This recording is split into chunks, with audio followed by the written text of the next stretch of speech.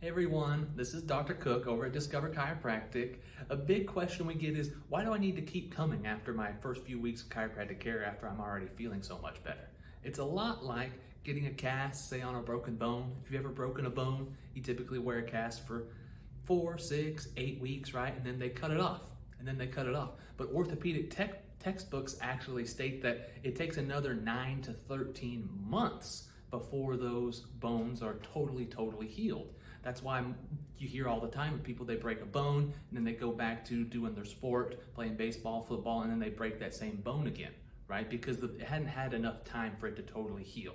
The same way with chiropractic care. If we were to stop now that we're feeling better, it is going to take a longer period of time before we make total healing and total correction in your spine. Does that make sense?